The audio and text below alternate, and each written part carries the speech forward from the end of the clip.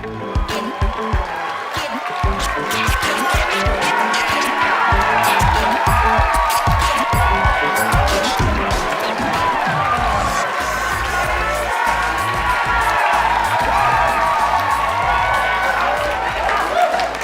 you guys are terrifyingly enthusiastic.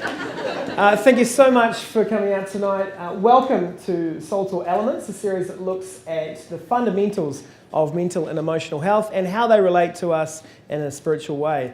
Think of it as uncommonly common sense, like common sense that's becoming more and more less common over time, if you will. Tonight, we're going to be looking at the importance of our upbringing and the impact of our families on our mental emotional health. But first, it's time for a story.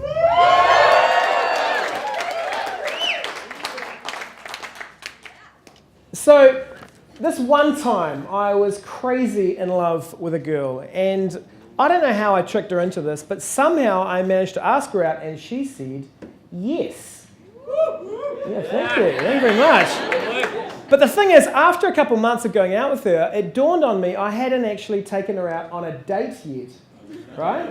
Which is kind of one of the things you're supposed to do. And so I decided to take her to a restaurant. The restaurant I chose didn't take reservations, but we turned up anyway.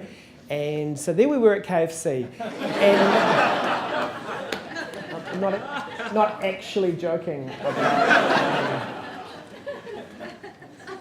and you can shut up, because she likes KFC, all right?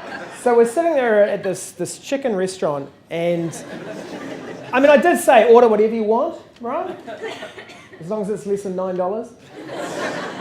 And we sat down to eat this chicken. Now, it turns out I'd made a good choice, because she loved KFC. In fact, she liked KFC a lot more than me. In fact, she liked KFC more than anyone I'd ever met or heard of, because not only did she eat the chicken, but when she'd finished, she started eating the bones. Now, listen, in some cultures that's very normal. In my culture, in my family growing up, that was very peculiar. I had never seen that before. That's not true. I had seen that on Discovery Channel, but I'd never seen that in real life. And so I was confused. I didn't know whether to dump her or call an ambulance. So I dumped her. Yep, she had to go. Dirty chicken bone-eating girl. No, I'm not actually serious. We actually kept going out for a bit longer, and then it rolled around to Valentine's night. And I thought, I'm going to take her out on another date, but I'm not taking her back to KFC because, well, that was traumatic. So I saved up a bit more cash, and we actually went on a really hot date. And if you're in Auckland ever and you want to go on a hot date, then this is about as hot as they get, all right?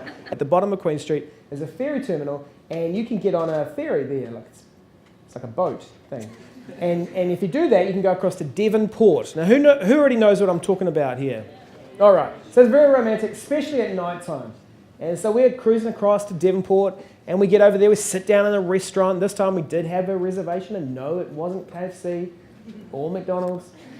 And we're sitting there, and man, I'm pulling out all my best jokes. I got all my best, compliments. And it's that moment between dinner and dessert when you save your best material. And then she looks across at me and she goes, Matt, I have no idea how I'm going to tell you this, but, well, I don't think it's working out too good for us. And see, this is one of the differences between guys and girls, I think most of the girls are like, aww, and most of the guys are like, sucker! She said, it's not working out too good, and maybe we should move on.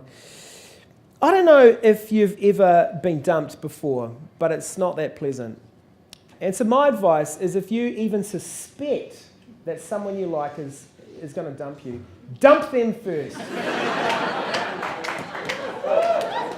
I mean, maybe they're just a bit down, right? Just dump them. I mean, it may turn out that actually their cat died and that's why they're down. It doesn't matter, because it hurts to get dumped. So get in there first. Going back to eating the bones at a restaurant.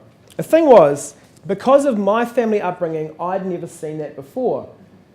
Now, you could look at that story and go, well, she's very strange. But in actual fact, I think I was the strange one. I hadn't been exposed to other cultures because I imagine most cultures on planet Earth do, in fact, eat the bones. It's just that I hadn't come across them before. And so here's the question I'd really like you to discuss amongst yourselves. When did you experience something that you thought was really weird in a different family or culture than your own? You've got 5 minutes to talk about it in groups. Go for it.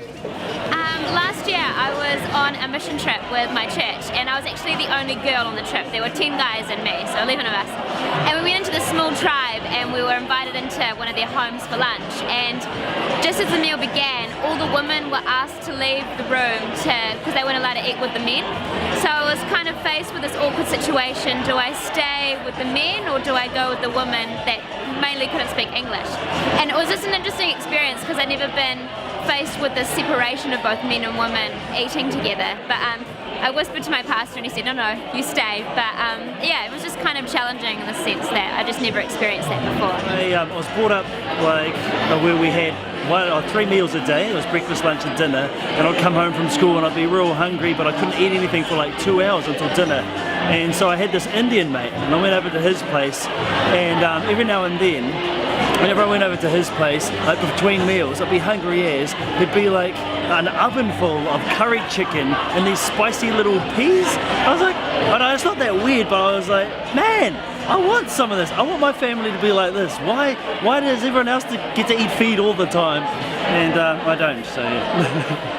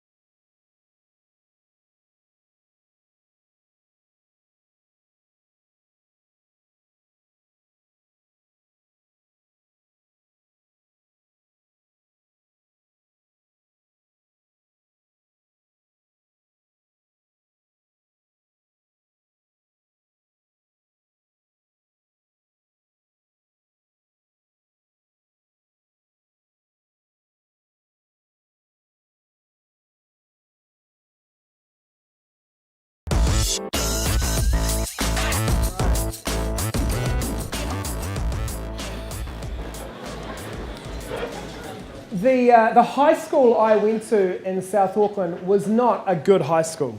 My school had so many troubles with bullying, with drugs, with alcohol abuse, with even gang-related problems that it just wasn't funny. And that was just in the staff room. Oh yeah, very good. But seriously, the drug use, the teenage pregnancy rate was very, very high.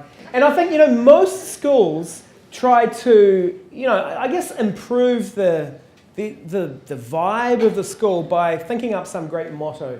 And it's usually on the emblem, and it's usually in Latin, which I never understand because I don't speak Latino or whatever that is. But usually it says something inspiring, right? To infinity and beyond, or let's all be awesome at something, or something worthwhile. My school didn't have a motto. I don't think we could afford one. Either that or someone burnt it, perhaps, or stole it.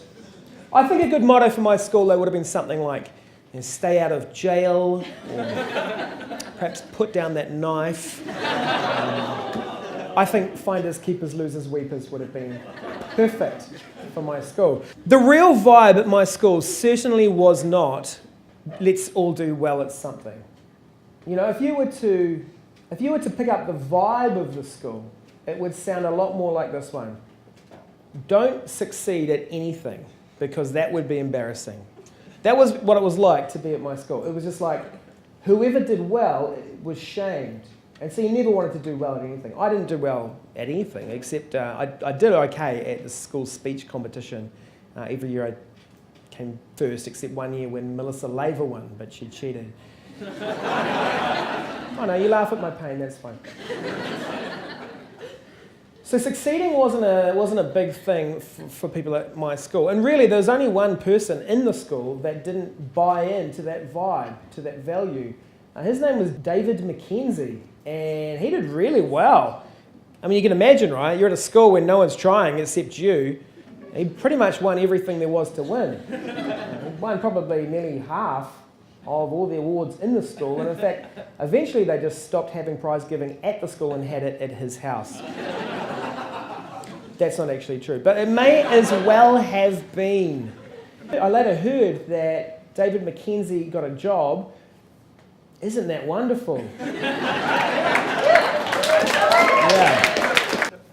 I'd like to shift this conversation, if I could, from David Mackenzie and from the values in my school. And I want to suggest that in schools in general, there's a vibe and you can pick it up.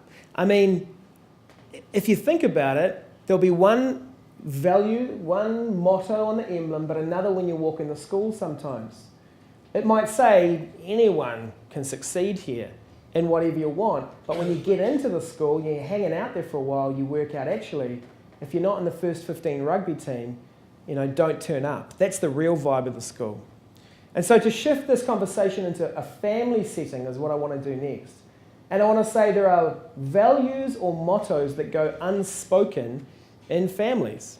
You will have a family approach to, say, arguments, where they're dangerous or they're wonderful, they're fun, or tension should be left under the carpet where they belong. You'll have other family mottos or values around sex. Is it something you talk about or something you don't talk about? My friend Aaron, he overheard his parents say that they had to have the sex talk. And then later that week, what happened was his dad was driving him down the road and he pulled over and he knew this was it. This was the moment. And he didn't even look at Aaron. He just stared straight ahead and said, "Son, if you're going to have sex, don't do it in the bushes." And that was the whole sex talk, right? And so sometimes your family values get spoken and you wish they weren't. But usually our family mottos, our family values go unstated and we just have to guess them. Man, I wonder what your family motto or value is around money. Is it something to spend or something to save? Is it something you've got or something you don't? And if you don't have money in your family, is that a good thing or a bad thing? Are you coping or are you not? Is money for giving away or for hoarding? You know, it's values like this that become incredibly influential in our life at a later date, unless we're willing to stand back and individuate from those values. The term in psychology, individuating, relates to when you stand back and become your own person, separate from parents, separate from others. And we all need to do this process. You know, most people think they've individuated when they've left home and they're doing their own laundry, but what I want to suggest is that you haven't individuated from parents properly until you've stood back and even looked at the family values and mottos and said, is this what I want for my family, for my life? To talk more about this, here's Belinda.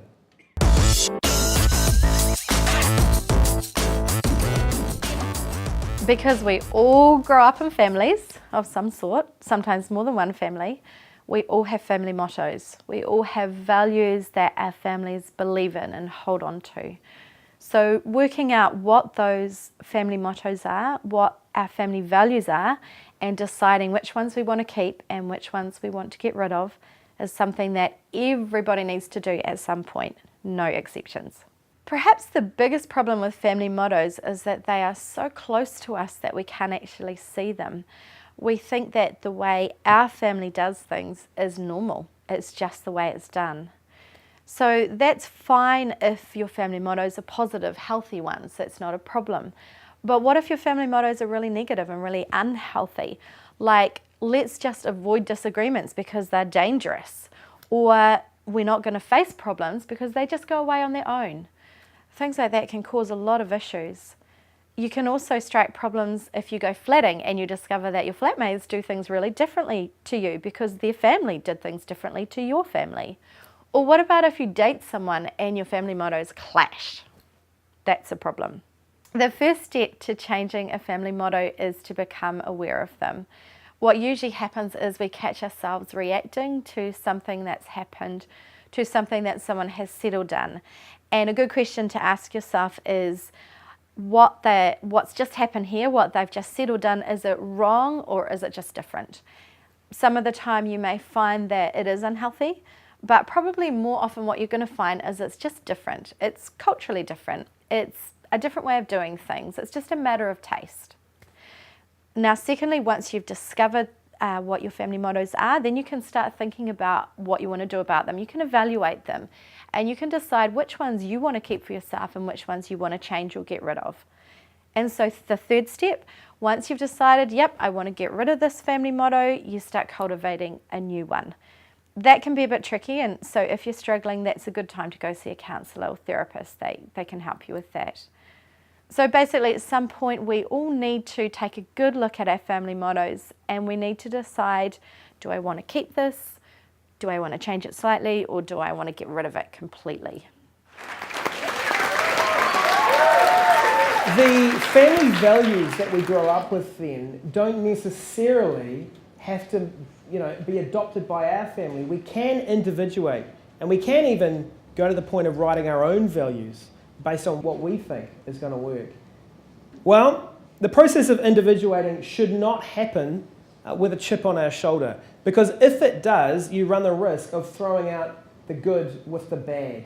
And in every family, no matter how dysfunctional, I believe there will be some redeemable qualities. And so the question I'd love you to discuss amongst yourself is, name one of your family's values that you'd like to keep and one you'd like to change. One family value that I like to keep is when we share devotion early in the morning, and so to spend time with family in the morning. The family value that I'd like to keep is the fact that we all have time for each other and that family comes first no matter what situation. One that I would like to change is when we have dinner, we normally sit in front of the telly, or rather sit in the table together, so that's something that I'll probably change. So at the moment my parents, my little brother and I all say I love you at the end of every time that we're together and talk, and I'd love to include my older brothers in the I love you.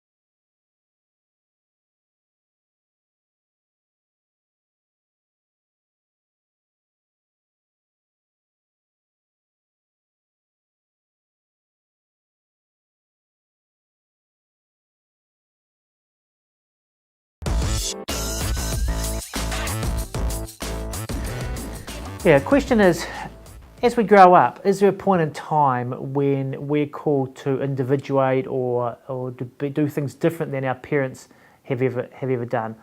And I personally think, I mean, as a parent myself, I think it's one of the great joys and challenges of parenting is watching your children individuate.